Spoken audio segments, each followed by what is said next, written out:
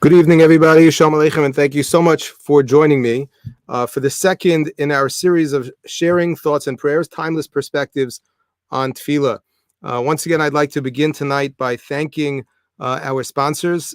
First, Fran Mermelstein, who has generally sponsored this entire series in memory of Shelley Mermelstein, Yosef Shmuel Shmelka Ben Yitzchak. Tonight's shir is being generously sponsored by May Muskin in commemoration of the yahrzeit of her father, Seymour Muskin, Zechron Livracha, and finally by Chana and Svi Weisler, who are so generously sponsoring tonight's shir all the way from Eretz Yisrael.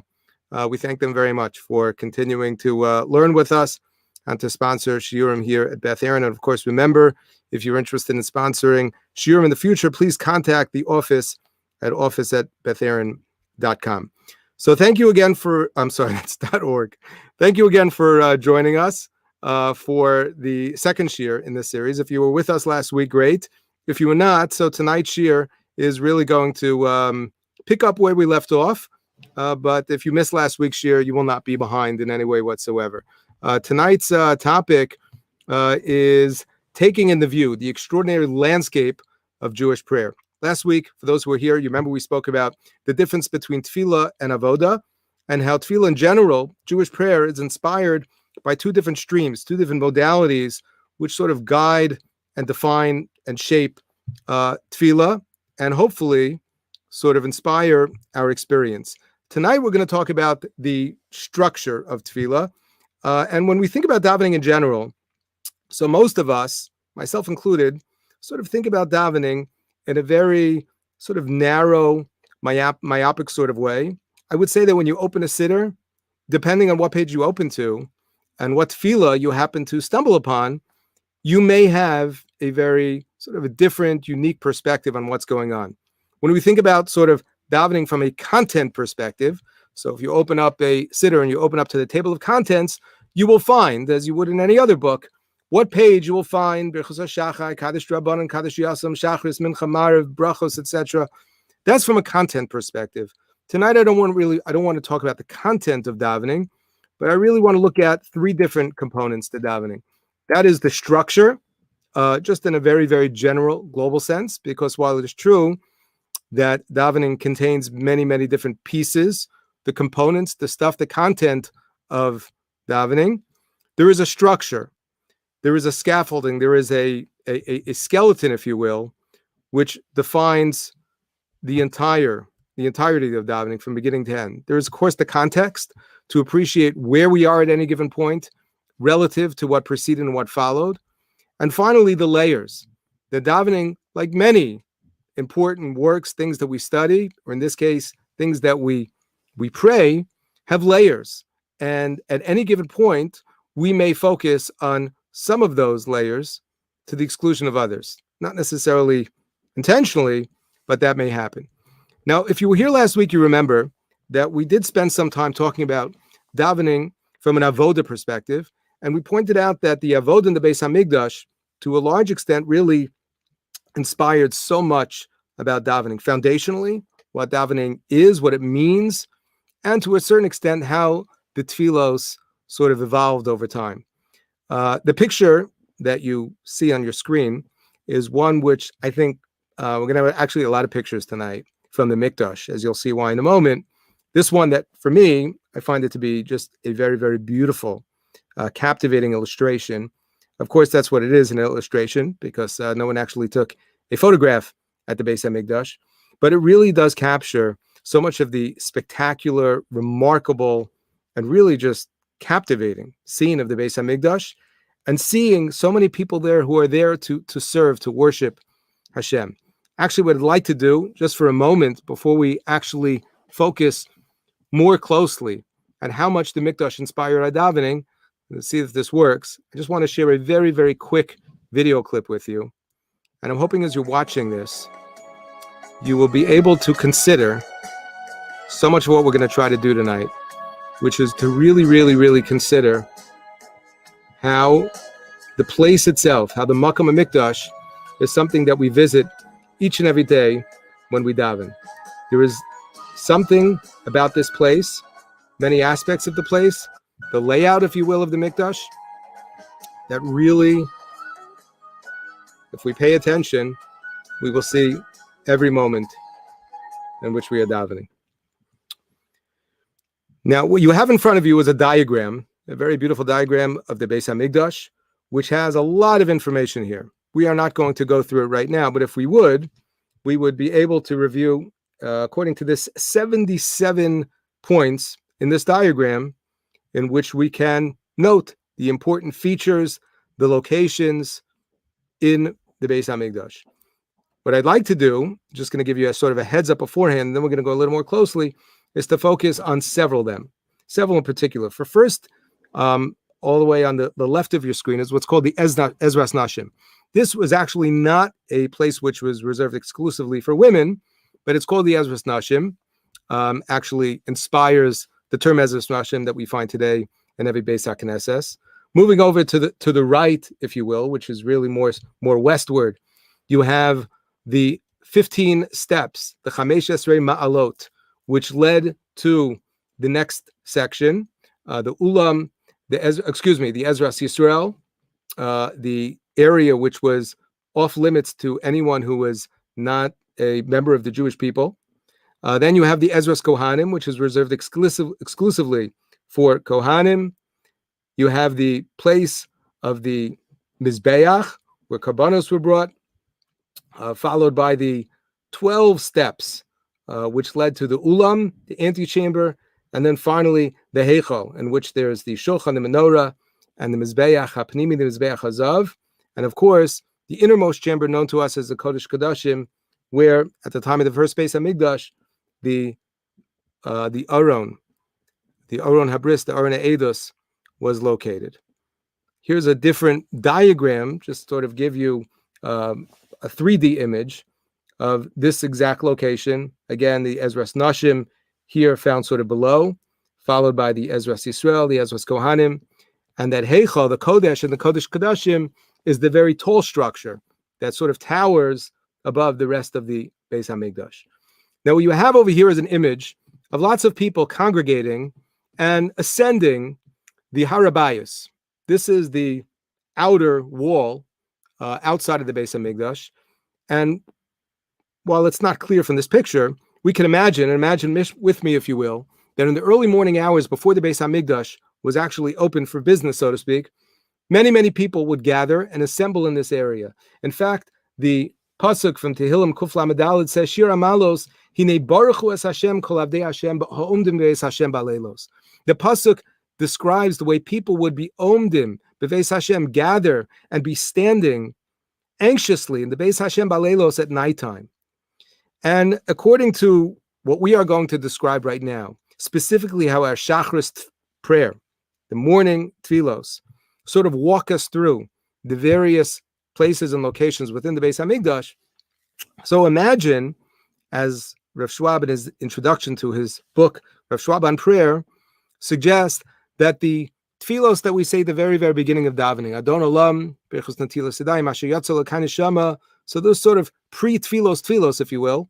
So these are represented by this location.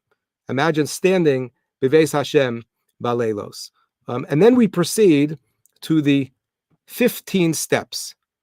Now, some may be familiar with the concept of Shir Hamalos, the 15 Mizmorim of Tehillim that begin with the word Shir Hamalos, and some suggest that there are 15 corresponding to these 15 steps, where perhaps the Kohanim would gather, and the Leviim as that they would sing the songs and the Shiros V'Sishbachos to Hashem in anticipation and before the Avoda.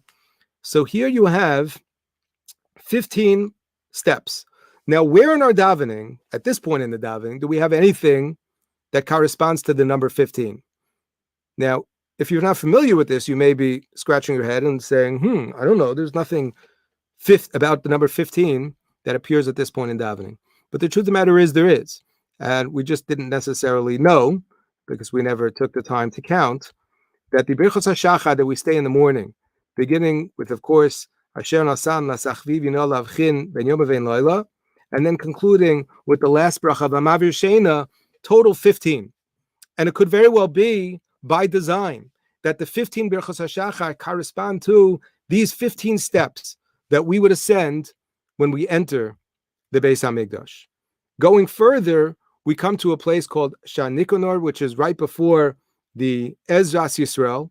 And you may recall, as I mentioned earlier, this is a place where basically only Jews could go beyond this door over here. So when we gather in this place in our siddur, what do we say? We say, Ribon kol olama anachnu amcha b'nei brisecha, b'nei Avram ohavcha, zera Yitzchak yechido, adas Yaakov bincha b'chorecha.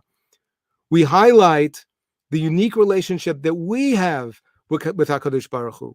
As we go on to say, Shema Yisrael Hashem Elokeinu Hashem Echad, Kadesh Shemcha Amakdish Shemecha v'Kadesh Shemcha ba'olamecha. We speak about the unique tafkid, the role of the Jew to be Mekadesh Shem Shemayim in this world.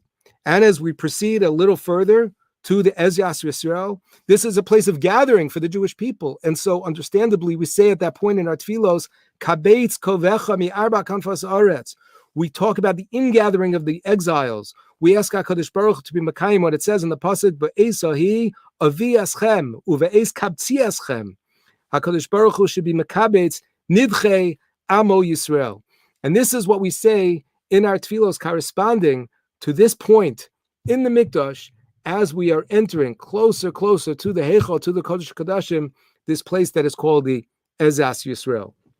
Right beyond this, we come to the Ezras Kohanim, which has actually the duchen. When we speak about duchening, that's a term that we use to describe, a duchen actually means a platform. There was an elevated platform upon which the Kohanim would stand when they would do the Birkas Kohanim. Now, most of us do not, in fact, have the custom of reciting Birchos HaTorah at this point with the Birchos Kohanim, but there are some Siddurim who actually would say that at this point, this is the proper point to say the Birchos Kohanim with the Birchos HaTorah rather, with the three psukim corresponding to the three steps over here, this platform upon which the Levium would stand as well when singing at the time of the Avodah. So now we enter farther into the Mikdash and we come to the Mizbeach. Well, if you're following with or without a siddur, you know that at this point in davening, this is a part of davening that we call the Karbanos, right? And why do we call it the Karbanos? Because what do we read? What do we recite? We recite the various parshios from the Chumash, as well as Mishnayos, which summarize the various aspects of the Avodah. The Parshas HaKiyor, which describes the vessel which was used by the Kohanim to wash their hands and their feet prior to the Avodah. The Parsha of the Trumas HaDeshen, which describes the way the previous day's ashes would be removed early in the morning before the Avodah began. We describe, of course, read one of the most important parts of the Seder Karbanos, the Parshas HaTamid, the daily sacrifice that was brought each and every day on behalf of the entire Jewish people. Ezeu Makoman, which is an entire perek of Mishnayos from Maseches Zvachim, which talk about many, many different aspects of the Avodah. Now, I don't want to say that this is a part of our davening that people are naturally disinterested in, that perhaps they're not engaged. God forbid, I don't want to suggest that anybody finds it boring. But perhaps if you can keep these images in your mind, if you can tell yourself, as we open up the Seder Karbanos in the morning, that we are actually standing at this point, at this glorious location. And we are doing more than just saying words. As we said last week, quoting the pasuk from Hosea, Neshama Farim Sfasenu, that by reciting these tefillos, by reciting these passages from the Chumash, from the Mishnah, what we are doing is, to the best of our ability, we are reenacting, we are reliving, and we are fulfilling these mitzvos on the Torah, albeit in a very significantly modified way. Now, also very, very interesting, if you look a little bit beyond this point, I kept the same picture, but I moved the arrow of focus on the 12 steps. Beforehand, we mentioned that there were 15 steps separating or ascending from the Ezras Nashim into the Ezras Yisrael. So now we're beyond this point, and once we pass the Mizbeach, so there are 12 steps. The Mishnah Midos, Perek Gimel says, Beina Ulam leMizbeach, 12 malos hayusham. So what is it that we have special about the number 12 in our davening at this point? So the answer is nothing. We have 13. Rabbi Shmuel says, Shlosh Esrei Midos, Hantor Nidreshes Behen. That's the last thing that we say in davening before the Psuke de Zimmer begins. Rav Schwab suggests that it's true there are only 12 steps, but we have to count the floor as being one of those steps. So if you count the floor, so you have 12 plus 1, 13, and that corresponds very beautifully to Rabbi Shmuel, who teaches Bishlosh Esrei Midos HaTorah Nidreshes Behen. So you see over here something which is really, really incredible and really phenomenal, and that is that beginning with the Ezras Nashim all the way through, at least until this point, to the steps leading to the Heichal. So we have a step-by-step guide when we daven with our siddur. Now we come to the place in the Mikdash which is called the Ulam, translated perhaps as the antechamber. Here again is a 3D image in which you see, once again, the Ulam, which is the entranceway to the section of the Beis HaMikdash called the Kodesh, towers above everything that we've seen until this point. That's the very, very tall building. So in the Ulam itself, you have the Pesach Ulam, the doorway, which perhaps corresponds to the entranceway, the doorway to Psukei de Zimra, the opening bracha, Baruch She'amar. Then the Ulam itself, this hallway, this area before we enter the Kodesh, is the area Psukei de Zimra, where we prepare for the parts of our davening that follow, in which we engage in prayers which are intended to inspire us, to enable us to focus, to praise, and to thank HaKadosh Baruch Hu for all He does for us. And then when we pass that point, we come to the Pesach HaHeichal. We come to the entranceway to the Heichal, which of course is the innermost, one of the most innermost chambers of the Beis HaMikdash.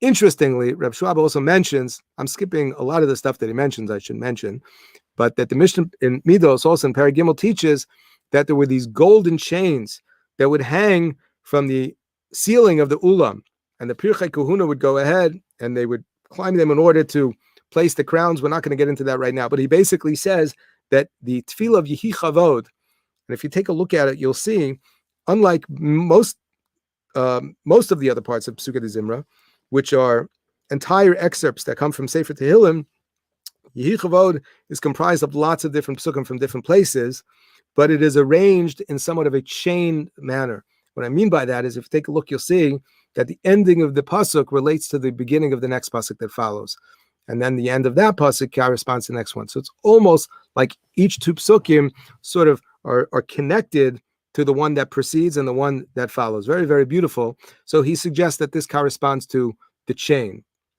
Now, once we enter the Heichal, which is, again, a very, very special part of the Beis HaMikdash. So now this is really reserved for very, very few people who would be engaged in a very more intimate form of avoda. Over here you see a very beautiful illustration of the Heichal, which is a very, very large hall, a very large room, but really has very few vessels.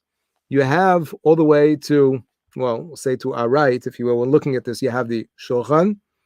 This is actually the northern part of the Beis HaMikdash.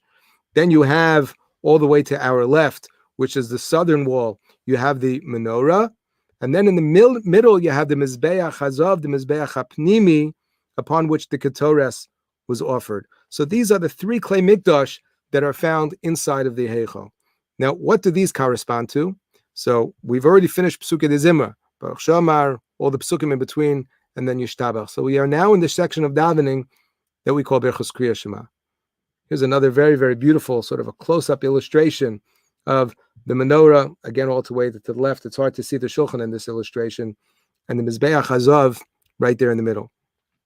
So the first thing we do when we enter the Heichal is we approach the Shulchan. The Shulchan, once again, which is on the northern wall towards our right. And Rav Schwab suggests that this corresponds to Birchos Yotzer Or. The first of the three Berchos Kriya Shema is a bracha that talks about God as being the creator of the world.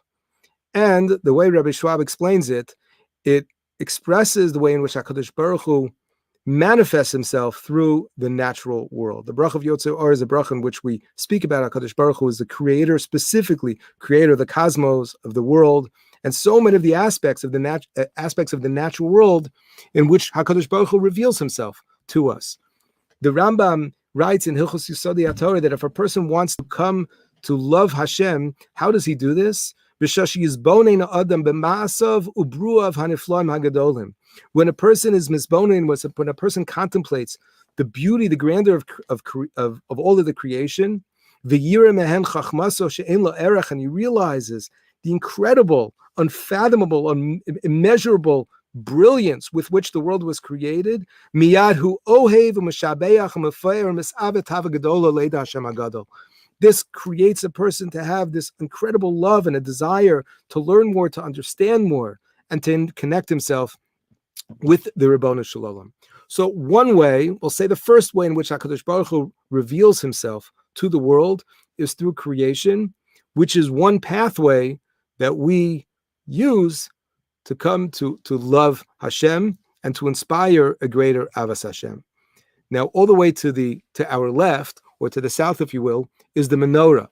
The menorah, of course, represents Chachma, wisdom. And the second of the two Berachos Kriya Shema is the bracha of Ahava Rabbah, in which we ask HaKadosh Baruch Hu to grant us with the ability to understand His Torah. Avinu Av Rachamon, Hamerachim Rachem Aleinu, V'seim B'libeinu Binu Lahav and Lahaskil, etc. We ask HaKadosh Baruch Hu to give us the ability to understand His Torah, because it is through HaKadosh Baruch Hu's Torah that He reveals Himself to us in perhaps a more intimate way. And the Rambam again, now we'll take a look at the Sefer HaMitzvos, and the mitzvah of Avos Hashem says something different than we just saw in Hilchos Yesodei HaTorah. Says the Rambam that the third mitzvah is Shetzivanu La'avo, to love Hashem. V'zeh, and how do we come to do that? Shenizbonei v'naskil b'mitzvosav u'pulasav, that we contemplate again, using that same word, and we try to understand the mitzvos of the Torah, the actions of Hashem, so to speak. Ad shenesagehu v'nisanig b'hasagaso tachlis hatanug v'zosi ava hamuchiyeves.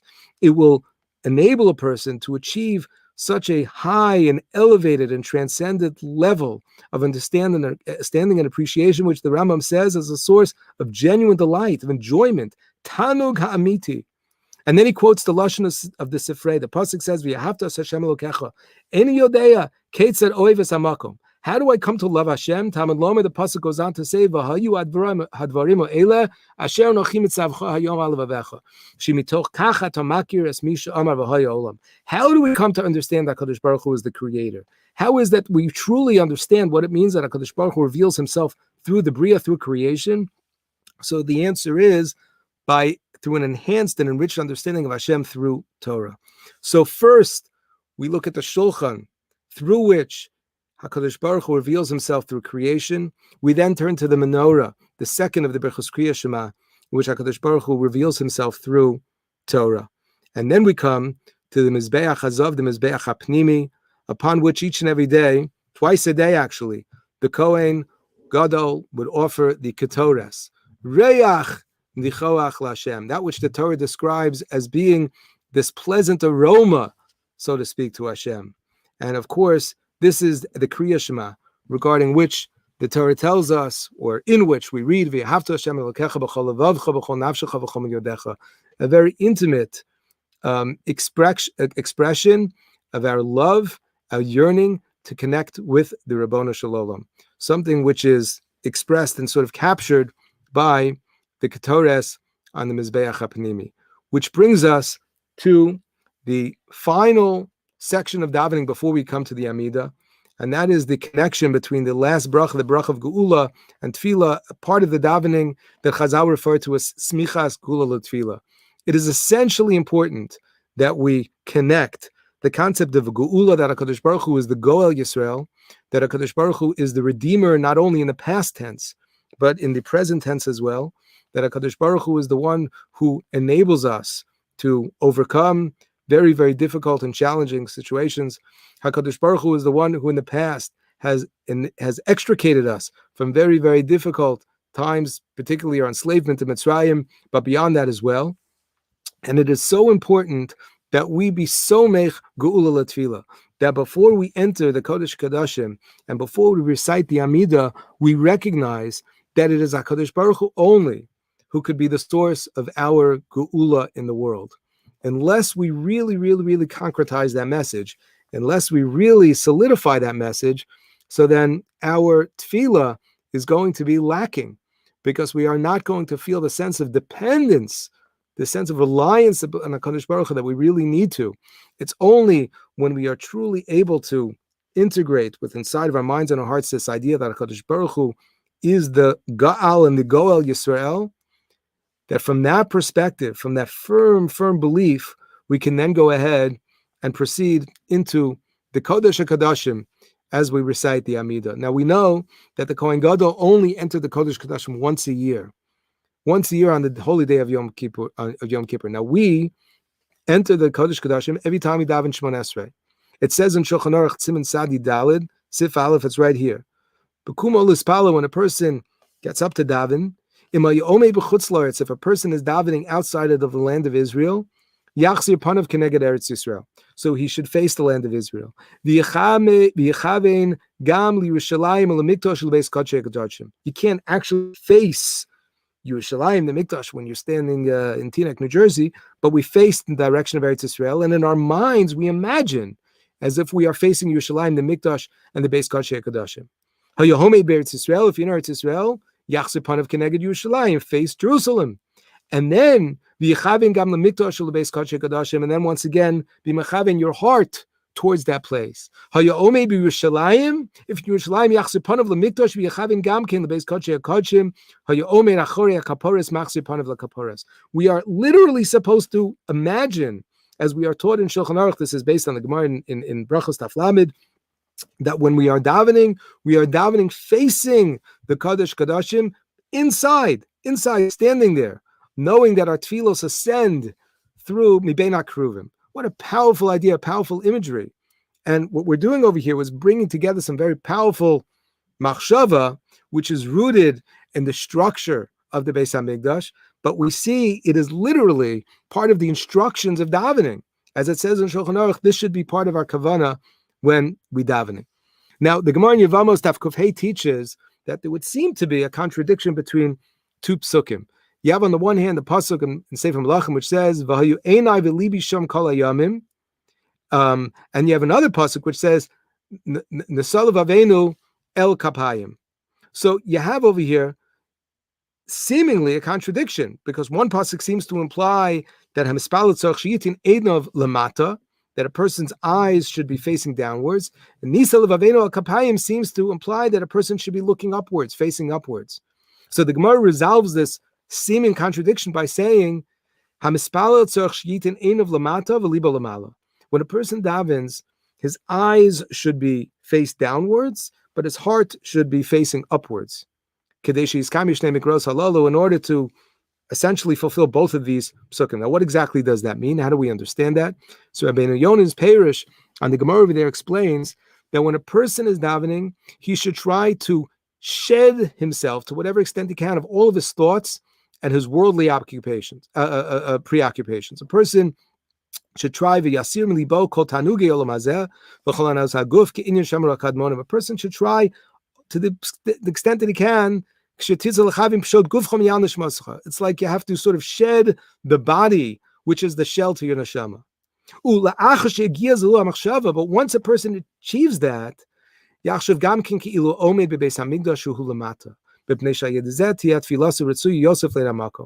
fascinating. On the one hand, we are supposed to try to allow ourselves to transcend our physicality and to achieve this level of kavanah in which we see ourselves almost like we are in another world.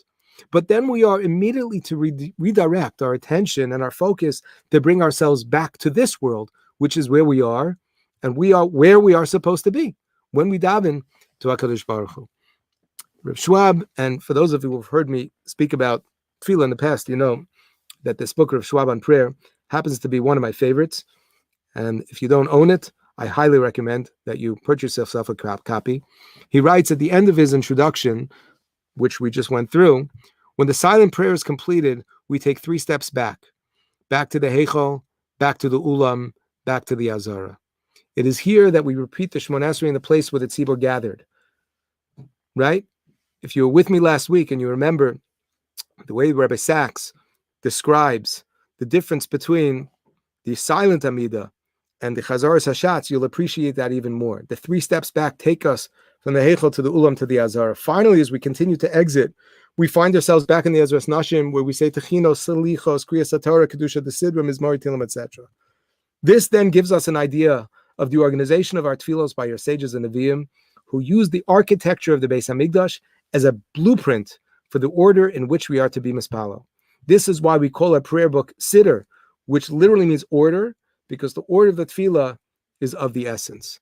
What an amazing and fascinating idea. And before we go on, I just want to share one more thought with you. And going back to that very same, actually, it's a different Siman Tzadi Ches and Shulchan Aruch.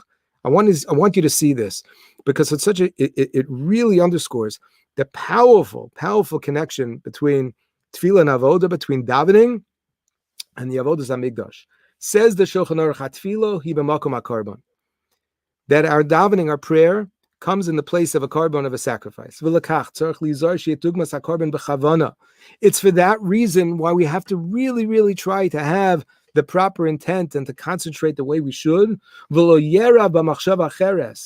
and not to allow another foreign thought to invade, sort of to taint, to spoil our thought process. Just like when it comes to karbanos, one's thought, the one who's bringing the carbon, the one who's offering the carbon, the machshava is so essential to the process. Umad, we stand ideally when we daven. Dumya de avoda, like we stand when we do the avoda. Kviyas makom. Why is it that so important to have what we call a makom kavua? Just like karbanos, shekol echad kavua makom l'shchitas umatan damav. That everything has a place. There's a place to do the shchita. There's a place to do the zrikas adam. Every part of the avoda has its own set place. And ideally, there should be nothing separating between a person and the wall. When a person is davening at their home, so that they could always daven by a wall. When you're davening in shul, not everybody gets to daven by the wall, but it's a zuchus. It's special to daven by the wall. Dumya the korban shehachatzitza poseles beino levein akir. The Rosh Yulam Abushim Noim Mechiyadim the Tefillah, and says the Mechaber is appropriate to have special clothing designated for davening, just like the Big Day Kahuna. So I want you to appreciate it's not just the architecture, and it's not just the concept of avoda, worship, tefillah. It goes beyond that. So many of the practical aspects of prayer, kavana, mu'umud, makam kavua, the idea of chatzis, having special clothing, all of this is inspired by this very, very strong connection that exists between tefillah and avoda, between davening, whether we're doing it in our home or in shul, wherever we may be, and our place in the mikdash. I'm taking a deep breath because that is so powerful. You just got to sort of take that in for what it's worth. What I'd like to do now, in about 10 minutes or so I have remaining, I'd like to share 3 other sort of global structural features of davening. Each of these 3 come from the writings of Rabbi Sachs, Zichrono Livracha. He actually identifies many, I would say at least a dozen that I've seen, of different structural and sort of general concepts that relate to prayer. Again, not so much the content, the specifics, but just general ideas that we can use to apply either to the entire tefillah or to larger sections of the davening. I'm just going to focus on 3 of them because I think that they were especially insightful, and we're going to use this to fill the rest of the time. From universal to particular. So if you think about it, there are parts of the davening. One of them we'll mention is Kriya Shema, which moves from universal to particular. We already saw this because we showed how the Brachos Kriya Shema begin with the Brach of Yotzei Or, which is a very universal message. It's not unique to the Jewish people. But then the Brach of Ava Rabbah, which talks about HaKadosh Baruch Hu's revelation through Torah, is unique to the Jewish people. And certainly, as we proceed and we talk about the Brach of Geula, that Hashem is Gal Yisrael, so we are moving from the universal to particular. Because Hamazon, we do the same thing. We don't always think about because Hamazon benching as being davening, but that's really what it is. So because Hamazon, the first bracha known as Brich Hazan, Hazan is Hakol. There's nothing unique about the Jewish people in that bracha. Then we move on and we speak about HaKadosh Baruch Hu's giving us bris and Torah and Eretz Yisrael in Birkas Hamazon. And in the third bracha, in the bracha of Bonei Yerushalayim, so of course we are again moving into sort of the particular. And there are more examples of this as well. Rabbi Sachs writes, this movement from universal to particular is distinctively Jewish. Western culture, under the influence of Plato, has tended to move in the opposite direction, from the concrete instance to the general rule, valuing universals above particularities. Judaism is the great counter-Platonic narrative in Western civilization. Moving from the universal to the particular, the prayer book mirrors the structure of the Torah itself. Bereshis begins in the first 11 chapters with a description of the universal condition of humankind. Only in its 12th chapter is there a call to an individual, Avram, to leave his land, family, and father's house and lead a life of righteousness through which all the families of the earth shall be blessed. There are universals of human behavior. We call them the Noahide laws, but we worship God in through the particularity of our history, language, and heritage. The highest love is not abstract or concrete. Those who truly love cherish what makes the beloved different, unique, irreplaceable. That is the theme of the greatest of all the books of religious love, the Song of Songs. That, we believe, is how God loves us. So Rabbi Sachs points out, and I encourage you, I've given you two examples, Birchos Kriya Shema, Birchos Hamazon, but I know that you will be able to find it again and again and again, that in the davening, we do see structurally this design where we move from the universal to the particular. We start outward and we move in. And Rabbi Sachs reminds us that this is unique to the Jewish people and to our mode of prayer, that this stands in contradistinction to the attitudes, the beliefs, and the system of prayer in Western civilization. Description, experience, recollection. Now, this is absolutely fascinating. And over here, we're going to focus on one particular aspect of davening, but I think it is more of a general structural one because, as you're going to see, it's something which seems to appear 3 times. We have the concept of Kedusha. Kedusha is a part of the davening where we speak about what? About the way in which the angels, the Malachim, praise HaKadosh Baruch Hu, as described by the Navi Yeshayahu, the Navi Yechezkel, in their prophecies and the visions that they saw. Now we do this 3 times in the davening. The first is Kedushas Yotzer, when we say it as part of the Birchos Kriya Shema, sometimes we call that Kedusha the Yeshiva because we're sitting down. Then there's the Kedusha that is incorporated in the Chazor Hashatz when we are all standing up. And then there's the Kedusha the Sidra, which appears at the end of davening in the Uva L'Tzion. Again, Rabbi Sachs, the Kedusha, one of the supreme moments of holiness in Jewish prayer, is constructed around the mystical visions of Isaiah and Ezekiel of God enthroned in majesty, surrounded by angels singing his praises. Now, why are we doing it 3 times? Did you ever ask yourself, why 3 times? So listen to the way Rabbi Sachs explains this. In the first and third Kedushot, we describe the angelic order, and the second we enact it, using the same words, but this time in direct, not reported speech.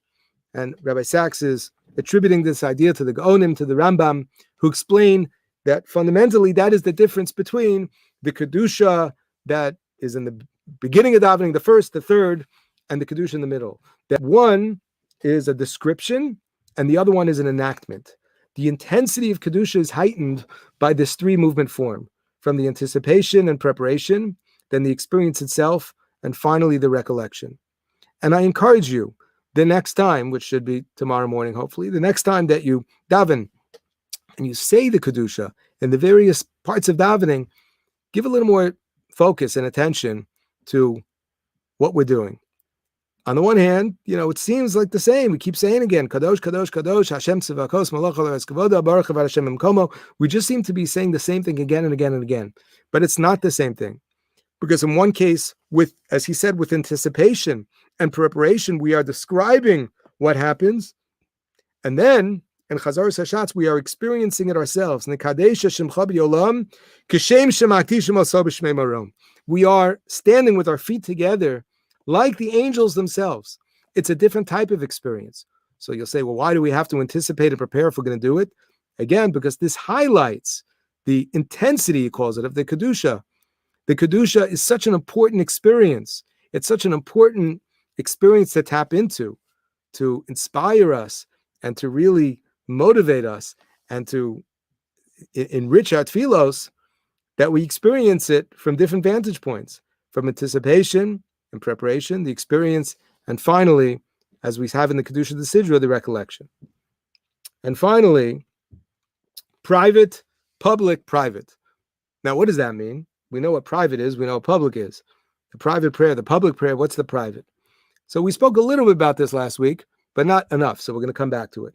In our davening, we have the Amida, which is what we call the private prayer, or sometimes we call it the silent Shemona Esrei. Chazoros Hashatz, the repetition of the Shemona Esrei by the Shliach Tzibor, which is more public. It includes the entire Tzibor.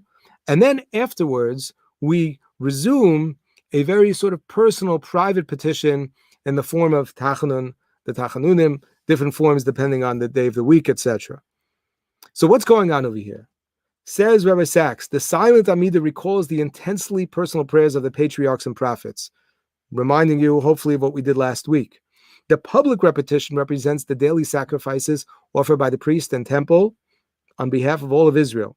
There is no repetition of the evening Amida because there were no sacrifices at night. We pointed that out last week. Thus, the prayers weave priestly and prophetic individual and collective voices into a single 3-movement sonata of great depth and resonance. So what we have is a moving from the silent, which is a deeply intense and personal prayer, to something which is more public, which, again, as we've seen, has been inspired by the Akravas HaKarbanos brought by the Kohanim on behalf of the rest of the Jewish people. And then we weave ourselves back into, again, this more personal, individual prayer. And this is all woven together, he says, into a single 3-movement sonata of great depth and resonance. This is hopefully was a meaningful overview of the structure of Tfilos. In no way whatsoever was this intended as an exhaustive conversation. There is so much more that we could say about structure of davening in general, but hopefully, having had an opportunity to literally walk through the Beis Hamikdash and to see how each and every day when we daven Tfilas Shachris, we are making stops at various stations along the way. We are ascending steps. We are entering doorways. We are standing unique passageways. And then ultimately we come to stand inside of the Kodesh Kodashim. This can only serve to enhance our understanding, our appreciation of what we're saying, why we're saying it, the order, the structure of the davening, but hopefully, more importantly, to give us a renewed sense of meaning, of perspective and inspiration when we daven. Chazal tell us, as we know, that davening is something which requires chizuk, constant chizuk. Chazal call that iyun tefillah. And to focus on our davening in this way is something which doesn't come easy, doesn't come naturally to many of us. We have to really, really work on ourselves in order to be able to discover newness and freshness in our davening. But when we take a look at sort of the global perspective, and when we look at things from this bird's eye view and notice some of the really, really incredible structural aspects of davening, it can only serve to enhance our understanding, our appreciation, and our connection to the content, to the details, if you will, to the stuff along the way. We thank you so much for joining us. Next week, we will touch upon what the Siddur can teach us about the history, faith, and spirit of the Jewish people. Thank you, everybody. Have a wonderful night.